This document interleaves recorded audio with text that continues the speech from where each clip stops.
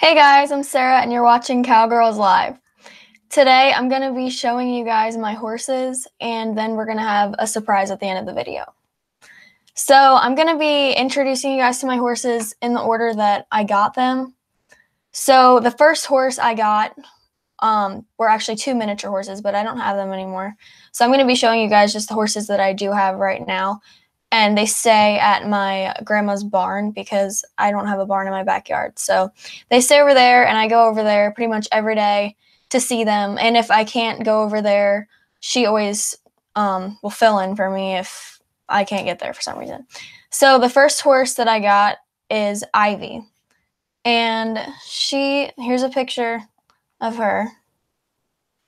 Just going to go to screen share.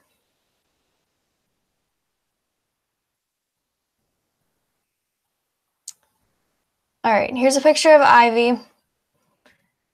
That's at a barrel race.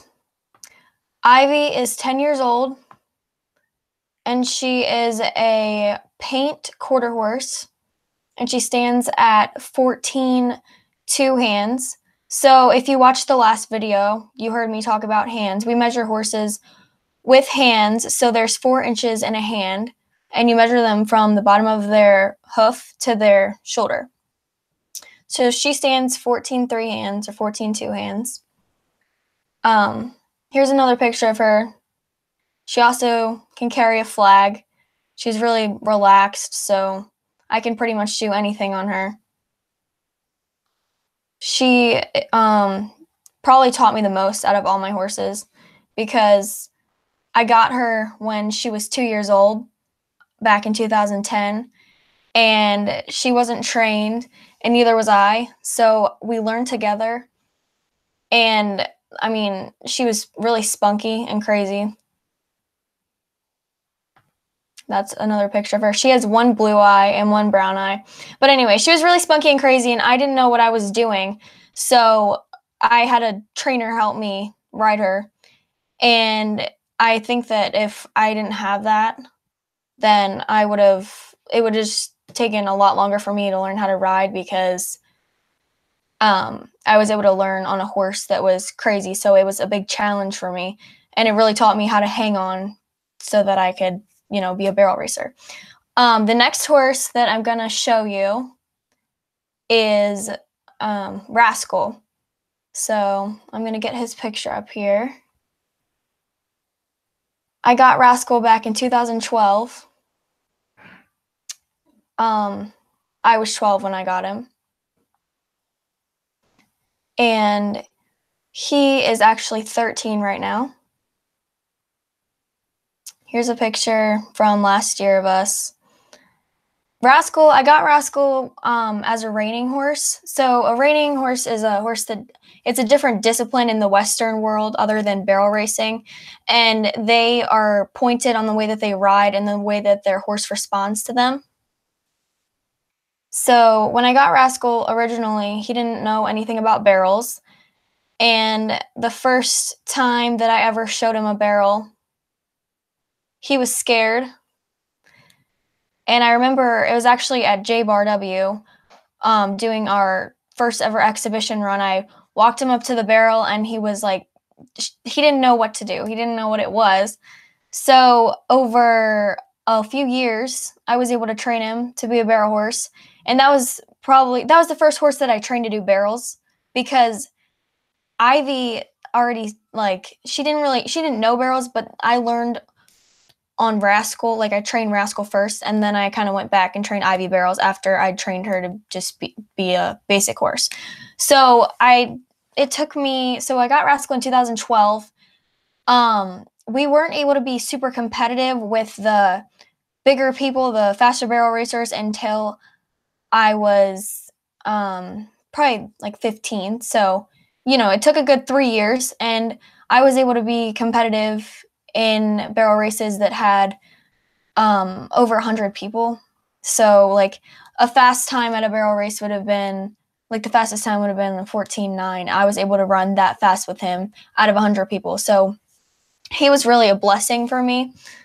And I learned a lot with him too, but I would have to say I learned the most with Ivy So Rascal is 13 right now, and he is 15 two hands, but I'm unable to ride him currently because he has navicular disease, which is a problem in his foot, which causes him to be lame and uncomfortable on it. There's nothing we can do about it right now. So he's just out there in the pasture kind of being himself, goofing off, and he's always mad every time I go to a barrel race without him. He'll stand at the gate and start pawing, and you can just tell he wants to run again. So hopefully one day he'll get better. I'll just show you a few more pictures of him. So this was at Wellsville last year. So this was 2017. At Wellsville, Pennsylvania, they have a big rodeo twice a year. They have one on Memorial Day and Labor Day. And that particular run, we got third place, I believe.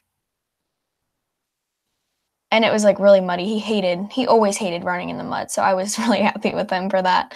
And this is a picture taken in Tennessee for IBRA finals, which is International Barrel Racing Association finals. So we went all the way out to Tennessee to compete in that last year. Here's another picture of him. And as you can tell, he has boots in the back. Those are called hock boots. A lot of barrel horses have like issues with their hocks, and he happened to have a few hock issues. So those boots were supposed to help like support his hocks. And this is a picture of me on Rascal before homecoming last year. And let's see here. Oh, this is one of my favorites. Lady Longears Ranch has a bale race. So they set up 3 big brown bales in a field, and you run bales instead of barrels. And it's like a giant pattern. And that's a picture of Rascal and I running home from that. And we actually won the youth and the open that day for the bales. And here's the last picture. That just explains our relationship. Rascal's my best friend, and I hate not being able to run him anymore, and I know he does too. So I just hope he gets better. And then the next horse I'm going to show you is going to be Shorty. Actually, no, it's going to be Spur, because I got Spur after Rascal. So I don't have a ton of pictures of Spur. Spur, let me share this again with you. Spur is a big white quarter horse, or technically gray. It's weird. With horses, we go by their skin color to tell what color they are. So like if they look, so he's technically gray because he has gray skin and it's not pink skin. If he had pink skin and he had white fur, he would be a white horse. But because he has gray skin and white fur, he's a gray horse. And all other horses, unless they're like completely white, they have gray skin. So here's a picture of him with my little sister riding him. He is a quarter horse. By the way, all the horses I've talked about have been quarter horses, except for Ivy, and she is a paint quarter horse. So this is my little sister Audrey riding Spur. He's 15 three hands. He used to be a ranch horse. He's from Arizona. And the first thing I learned about him was that he got pricked by a cactus one day when they were out on a trail ride with him, and he ran. And they said that was the only time he ever has run off. Well, Spur is, I've always had a bit of an issue with him trying to run away when I'm riding him. But I don't know if it's because of that cactus thing or what, but here's a picture of him when I was training him, this little horse. His name is Dakota. I actually trained him and sold him over the summer. But he was always Spur's so good about just standing there and teaching other horses because he's a ranch horse. So I don't compete on Spur. I just trail ride him. And I let my friends ride him because he's an easy ride and he's fun to ride. The only thing about him is he does have a big motor and he does like to run a lot. So that's one thing about him. If I'm going to put somebody on him, I got to know that they're able to hang on to him because he's a powerhouse. And the next horse I'm going to show you is going to be Shorty. My granddaddy and I went out to Wyoming to get this horse. And I mean, I didn't even know we were going to get this horse on the way out there. I didn't know what we were doing exactly. I just knew we were going to a horse sale. So I was 14 years old, and he says, we're going out to Wyoming, and we're going to go to this horse sale, and there's a bunch of cool horses there. And I kind of figured he'd end up caving and buying a horse because my granddaddy, when he sees something cool, he always buys it. That's just how he is, or he always wants to get it. So I was 14, and we went out to Wyoming. It was my first time ever on an airplane. And we went to this horse sale. And they had some really cool horses there, but Shorty in particular could lay down on command, and he's not even a registered quarter horse. He's a quarter horse halflinger. So my granddaddy, it's an auction, and it's going on, and all of a sudden he just starts bidding on this horse, and I was like shocked. I was like, what are you doing? But anyway, he got this horse while we were out in Wyoming, and his name's Shorty. And I tell everyone he looks like a hippopotamus because he's kind of chubby. So here's another picture of him in the water. This is on a trail ride. That's one of my lesson students. Her name's Gracie. And here's another picture of him with the unicorn helmet on. He honestly, like, as soon as I put the helmet on, he just kind of had this face like, what are you doing? Why am I here? Now I have 2 more horses to show you guys. The next one is going to be Tigger. Tigger is a quarter horse that I got. He is from New York, and I bought him as a trained barrel horse. They told me that he could run 2D, 3D times, which are about a second off of the winning time. So we went up, my grandma and I went up to New York and looked at him, and I really liked him. I really liked how he ran. I brought him home, and he wasn't running how he was when I tried him out. I don't know if it was just because he was so comfortable running at home, or if it was the ground or what it was, but I got him back to Maryland, and he just wasn't the same. So him and I, it's taken us a while to click. I got him last July of 2017. So I've been riding him since then, and we've been coming together little by little. I actually was able to qualify on him to go out to National High School Rodeo Finals in Wyoming this past summer, and I took him out there. And we had 2 good runs.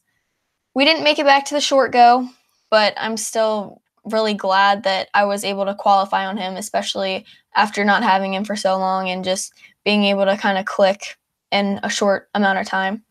So I'm going to show you guys some pictures of him. So that's Shorty again.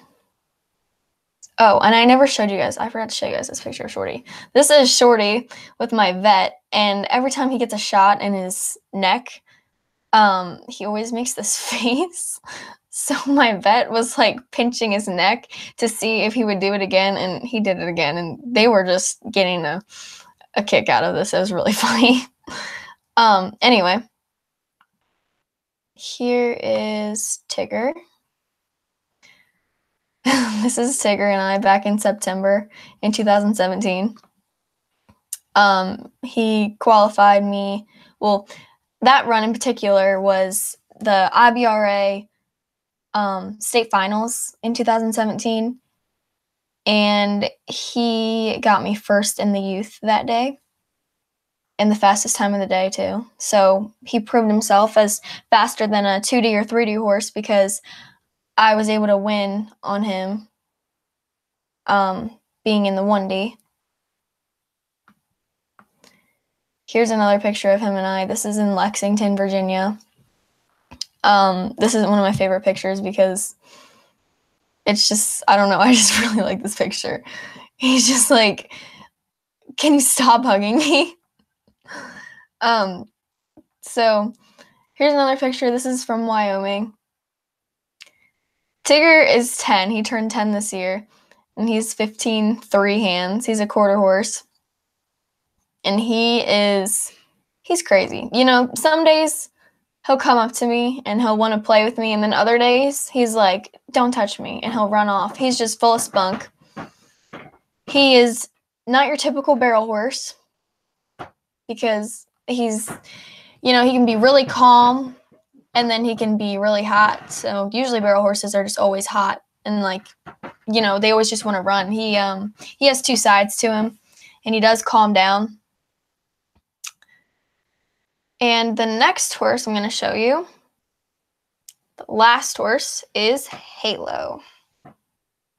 So I only have 2 pictures of Halo. Haven't taken enough pictures of her. But Halo is a 5-year-old thoroughbred mixed with quarter horse. So quarter horses, the reason they're called quarter horses is because they're the fastest horse to run a quarter of a mile. Thoroughbreds are what they use for race horses. So that just kind of puts them together and makes like a taller quarter horse. So this is Halo, and that's my little sister again because she always wants to ride horses and follow me around. So there she is. And this is Halo and I. And that is Halo for you. And Halo's in training right now.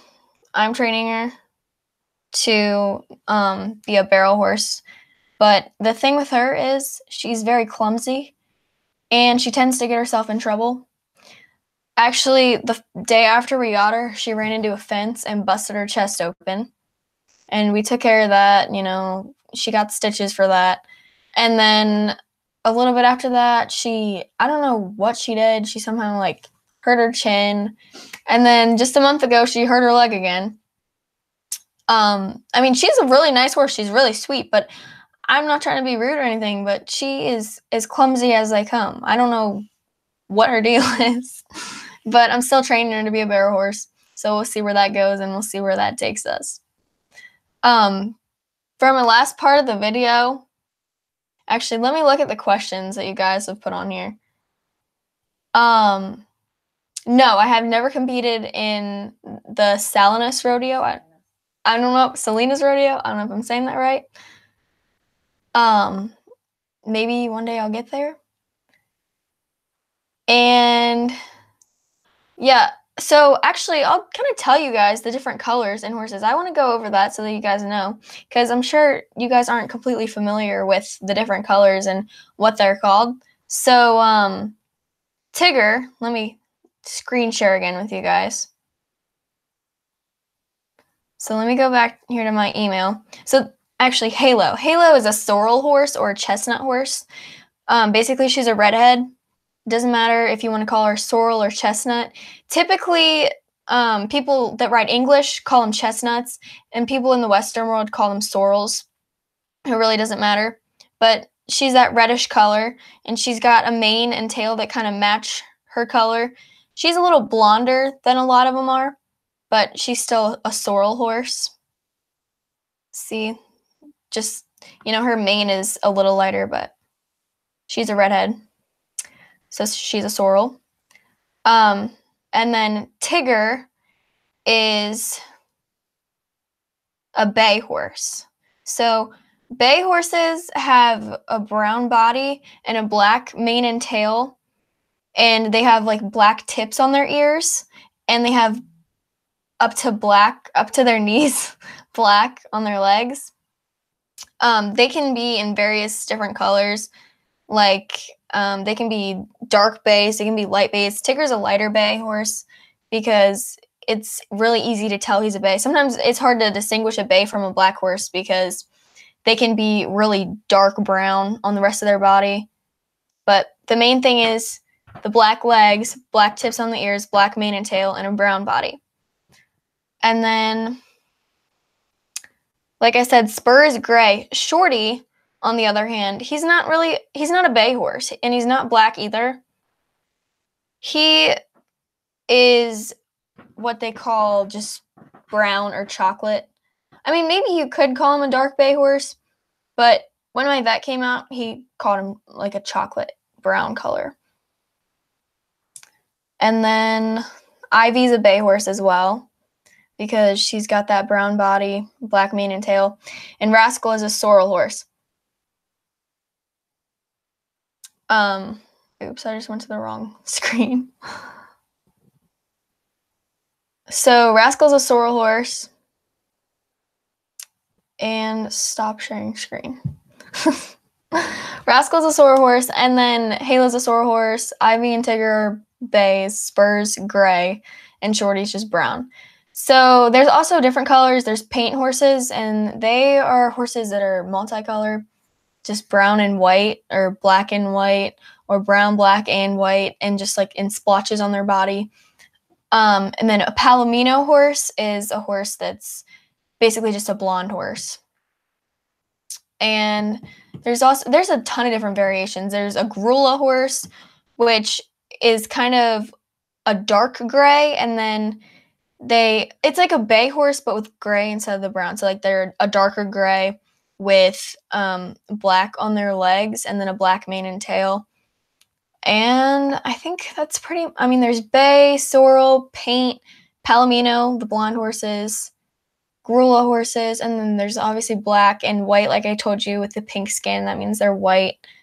There's Cremella, which is kind of like a white horse mixed with the Palomino horse. It's like this pale color. And I think that covers it, I'm just going to go back here and look at all the questions. And yes, I do lessons. And I'm in the Frederick area, so if you want to do lessons, then hit me up. And before I go any further, I just want to thank my sponsors. Catoctin Mountain Orchard. If you ever want to go pick apples or eat apples or try some really good food, and they have jelly. They literally have everything. And every time, like when I went in there, it just reminded me of fall. And if you want to get in that like Thanksgiving fall mood, just go to their store and you'll just feel like it's Thanksgiving as soon as you walk in there. And they have really good stuff. And then Frederick.com and Mid-Atlantic TV. So thank you, sponsors. And then for the rest of my video, I'm just going to, if you guys have any questions, you can ask me some questions. And I'm also going to I ordered a package last week and it just came in today, and it has just a bunch of horse stuff in there that I wanted, so that's what I spend my money on, horse stuff. So I'll open up the package and show you guys. I've already just cut the box open, but I haven't actually looked inside yet, so I'm kind of excited to do that, and I'll show you guys what I got. So first thing that I want to show you guys is the poultice that I got. Poultice, or ice tight, whatever you want to call it, is a white, it's like a white clay sand that I put on my horses after I compete. And this says 24-hour poultice, use after every workout or race, which is pretty much what I do. Made with natural clays, washes off easily with water, which it doesn't actually wash off easily with water because I always have to scrub it off my horses. But anyway, poultice is just like it cools down their ligaments and their tendons and the muscles in their legs every time after you work out your horse or run your horse. It's really important to keep them in shape so that they don't pull a muscle, or so that they're not uncomfortable or feeling any pain. So I typically put that down my horse's legs, starting at their hock. So their hock is basically their elbow. If you notice on the back of a horse's leg, like it just kind of goes like that, that's their hock. So I typically do hock down to the hoof. I don't cover the hoof in it, but just like down to the line where the fur meets the hoof. And that's actually called the coronary band on the horse. So that's where I put my poultice on my horse. And occasionally, if their back is a little sore, I'll put a little bit of it on their back. You can tell if their back is sore by just running your hand down their back. Like if you put a little bit of pressure. If they flinch and they're like, don't touch me there, that hurts, then I'm going to go in and put some poultice on them because it's going to help relieve the soreness and the pain. So that's the first thing out of my box. And now we'll go to the next thing.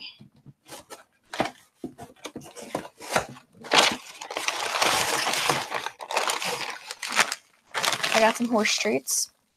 You always need horse treats because you always want to have a little something to give your horse. I don't give my horse treats too often because the thing with a lot of horses, not all horses, a lot of horses, if you give them a treat every time you see them, that's all they're going to want is a treat. So if I go out and give my horse a treat every day, he's going to come up to me and start nibbling on me, and he might get in the habit of biting me or something, and you don't want that. So I recommend just giving your horse a treat every now and again, just letting them know that you love them. And not all horses even need treats. Some of them, like Rascal, will eat a honey bun or a donut or a cracker or anything that's sweet or chocolatey. I can't even eat like, I went in the barn the other day and I had these mini donuts. They come in these little sleeves, those little white powder donuts. I was eating those donuts, and Rascal, as soon as he saw me open the package, as soon as he like heard the crinkle of the package, he looked up and was like, give me one of those donuts. I can't eat anything in front of him, really. Even if I eat like French fries in front of him, he'll be like, give me that, give me that. So some horses really like everything that you eat, and some horses are picky. Like Tigger, he's not a fan of crackers and donuts. He just likes horse treats and horse feed. He's just normal, you know. But Rascal is crazy, and he wants to eat whatever I'm eating all the time. So the next thing I got, this is the main reason that I actually ordered stuff, is because I wanted this thing. It's called a martingale. But, you know, when I was looking at a martingale, other things came up on the internet, and I was like, I'm just going to get all this stuff because you know how that goes. Anyway, this is tied up right now, and I'm going to explain to you guys what this is. So, it's going to be a little confusing, but here we go. So, these two rings, the reins go through these rings, and then this connects. So this is going to go under the horse, so over the horse's chest and under their stomach, and it's going to attach to the girth. The girth is the piece that connects one side of the saddle to the other side of the saddle that goes under their stomach. So basically, what this does is it helps your horse learn to keep their head down. So if you have a horse that has trouble like keeping their balance or just keeping their head normal, and they like to throw their head up in the air, it can be really annoying. So this will help just train them to keep their head down and keep a better balance and learn to really work the right way and flex comfortably. Because when you barrel race, you have to have a horse that's going to turn and that's going to be comfortable moving their head down, because when they're turning, you don't want their head up in the air. It's not comfortable for them, and it's not the healthy way for them to turn. So I'll actually pull up a picture. Let me just show you guys how this works that way, because I'm sure you guys are a little confused right now. Let's see here. Just 1 second.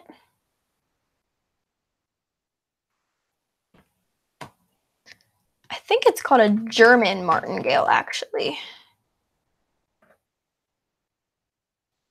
And I'll just show you guys some images of these. Okay, here is a good picture. Let me just pull it up for you guys. So this is basically what it looks like. I guess these people have hooked it up a little differently from what I would do, but you can hook it up. See, this is where the loop would be. It would just attach there and like slide through the reins. I'm gonna see if maybe there's a different one. There's different ways you can do it. Okay. So that is not how you do it.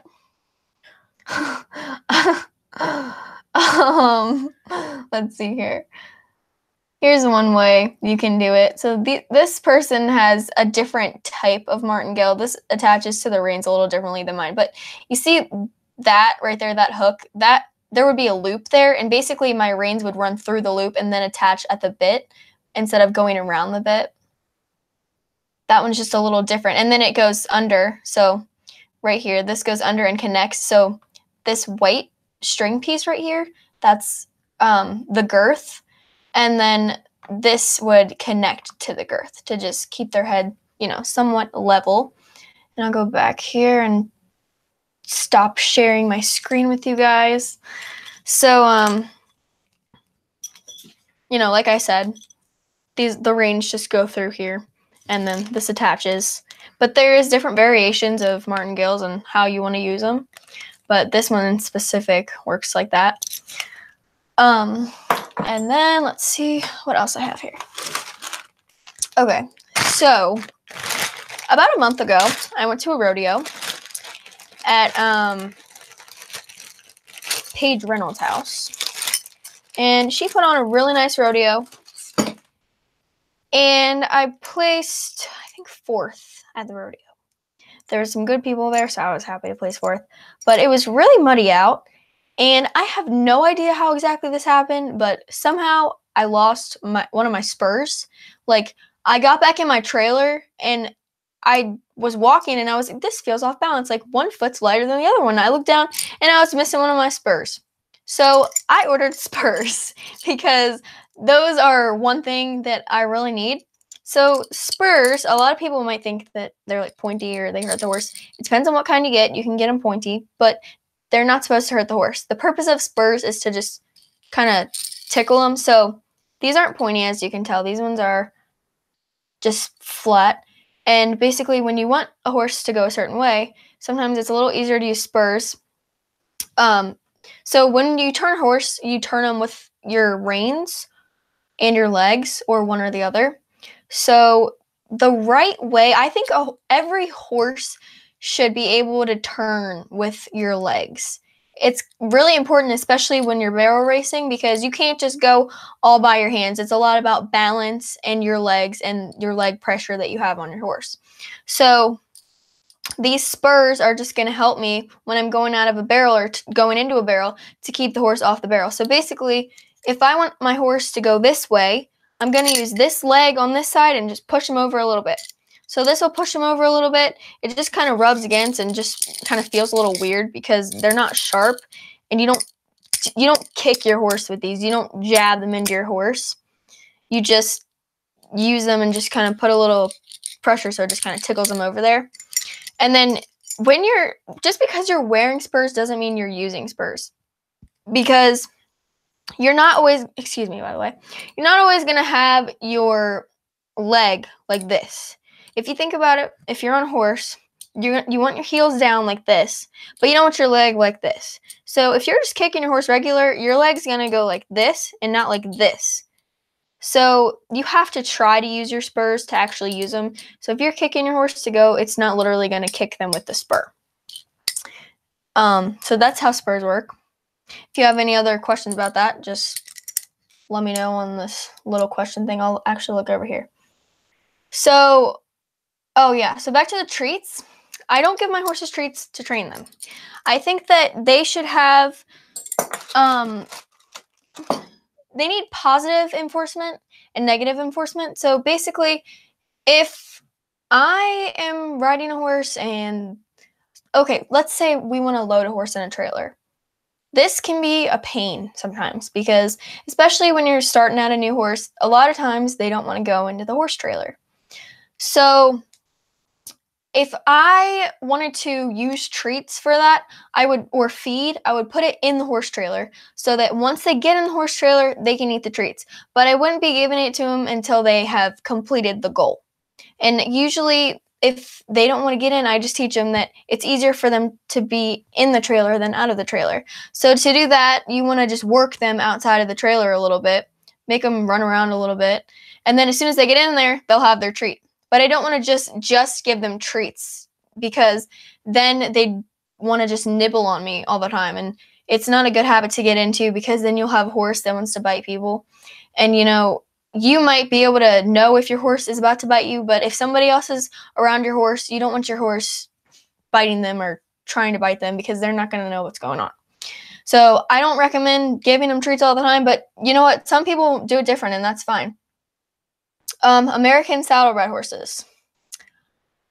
I mean, I don't think they're going to be that fast, because they're not, like I said, quarter horses are the fastest horse to run a quarter of a mile. So they're not going to have quite the gait that you want. to be a fast horse. But I mean, if you just want to barrel race and like not really worry about how fast you're going, then that's fine. I mean, really any horse can turn some barrels probably, unless it has something wrong with it. But if you really want to get into competitive barrel racing, I wouldn't recommend a saddlebred horse, but maybe it'll work. I don't know. I don't have one, so. And yes, I see paint horses a lot. All right. So I believe, yes, this is the last thing in my box. So this is a Himalayan rock salt block. So a lot of you guys probably take vitamins and minerals, you know, every day or sometimes. This is basically a hydrator for my horse. It has some vitamins in it that they need to stay hydrated. You know, obviously salt makes people thirsty.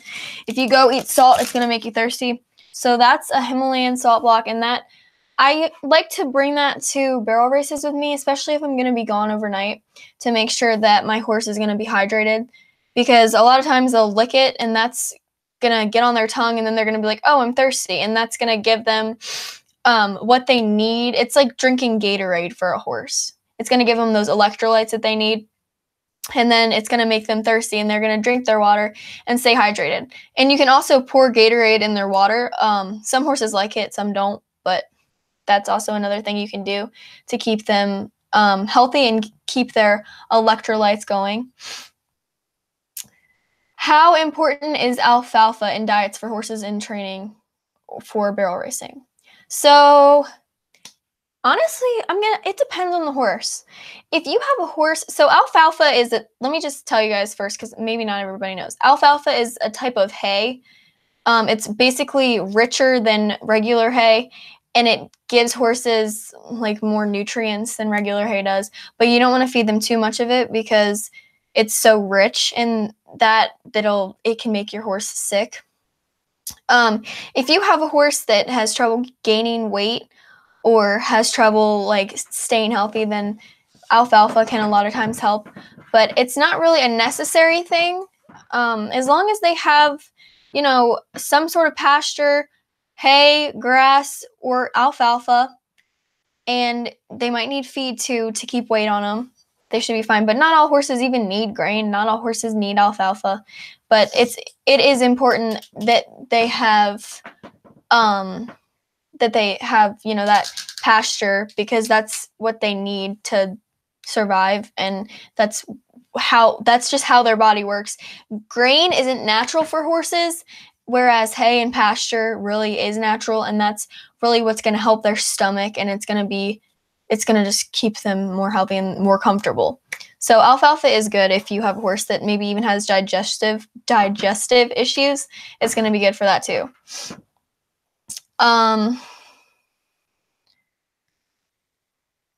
So let's see here. I'm just going through these comments. What are your thoughts on Arabian horses? So Arabian horses, I mean, I think the only I actually see a few Arabian horses here and there. I don't see them as much as I do quarter horses, because like I said, I barrel race, and that's pretty much what everyone rides at barrel races, quarter horses. I do know somebody who rides I think it's an Arabian quarter horse in the barrel race. I don't exactly know if it's just Arabian or what, but they do a good job. Arabians are known for their endurance, and so that's one important thing for horses. I mean, I don't have anything against Arabians. I just personally don't own one. I actually, one of my friends used to have one, and it was really crazy, but that's just because they didn't train it. But they're nice horses, from what I've seen anyway. I mean, I don't think there's any specific breed of horse that's mean or that I don't like. I mean, horses are horses, you know what I mean? But there are certain breeds that are better at certain things, and certain breeds that can't do certain things. Have I ever been injured by a horse? Yes, but I've never been injured terribly. I'm trying to think. So there has been several incidents because I've been around horses pretty much all my life. I didn't really start getting into it till I was like 8, 7, 8, and but before then, obviously, like, nothing happened because I wasn't really around them that much. But I've been kicked before. That didn't feel good. I was trying to catch a rascal because I was trying to go to a barrel race, and I think I was 16 at the time, maybe 17. I don't know. Anyway, I went on the field, and a lot of times, he used to play this game where he'd run away from me, or he'd act like he wanted me to catch him. So I'd go up to him, I'd give him feed, and he took a bite of it, and then he decided, oh, never mind, you can't catch me, and then he decided to run away.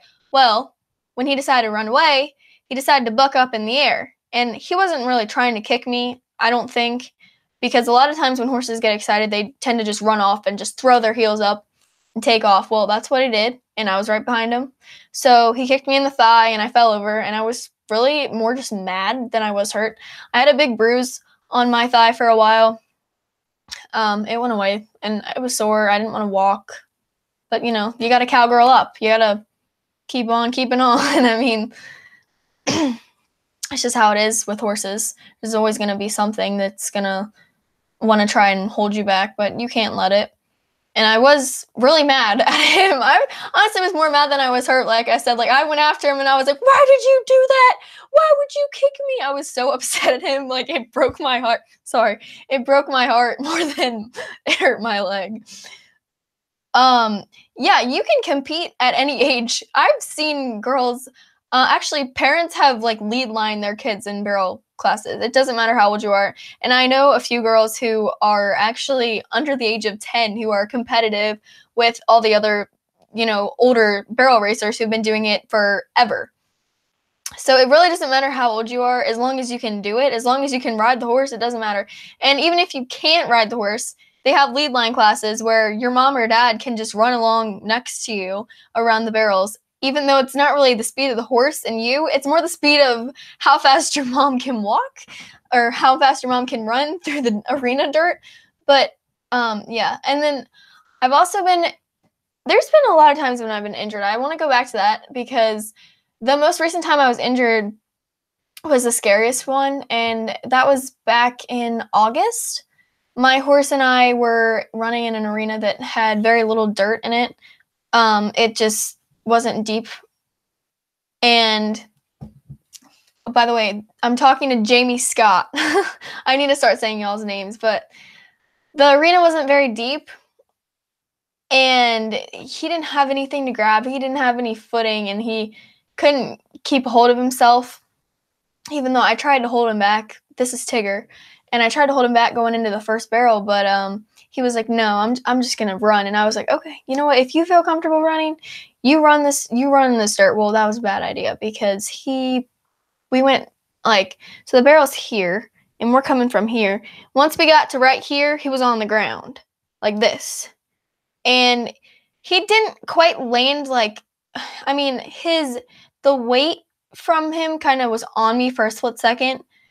But the way I really tried to shove myself away from him when he went down because I have seen people get smashed by horses and I'm like, I don't want that to happen to me. So as soon as I felt that he was going down, I pushed myself away as much as I could. And that made me land on my knee and my toe.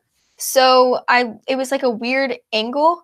I landed on my knee, my left knee, and my big toe, and my foot was straight into the dirt like this, and it hurt my ankle.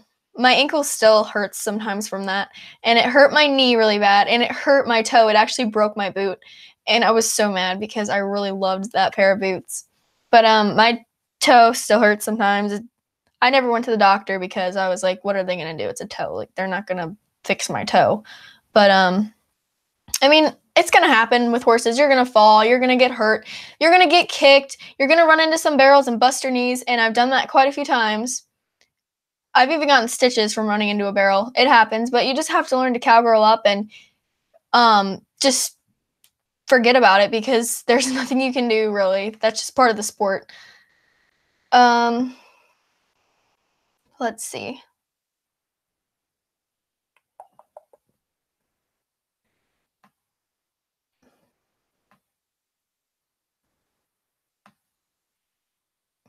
Sorry, I'm just trying to go through all these comments and see.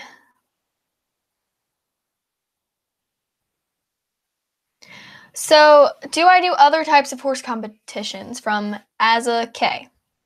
So, not, I mean, I do. So, I do pole bending sometimes, which there's 6 poles set up and it's just a speed event like barrels. You run down, you weave through the poles, and then you weave back, and then you run back home. I just said that like really fast, sorry. But it's similar to barrel racing, but it's poles and they're in a straight line. And it's, again, the fastest time. And I trail ride a lot. So I barrel race, trail ride, pole bend every now and again. I do a little bit of roping. I'm not really able to practice. And if I was, I would try to rope as much as I could because I think it's really fun. But I don't have the steers for that, or the calves for that. So, I mean, I do a little bit of that on the ground every now and again, and I hope to one day be able to rope and barrel race and pole bend. But, hopefully I have a lot of time to figure that out. Let's see. If you guys have any questions, just feel free to ask away.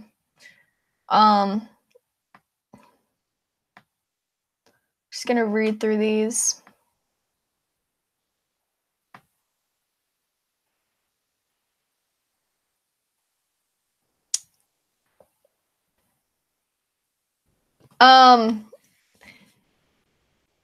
Dare Stifle, I don't know if I'm saying your name right.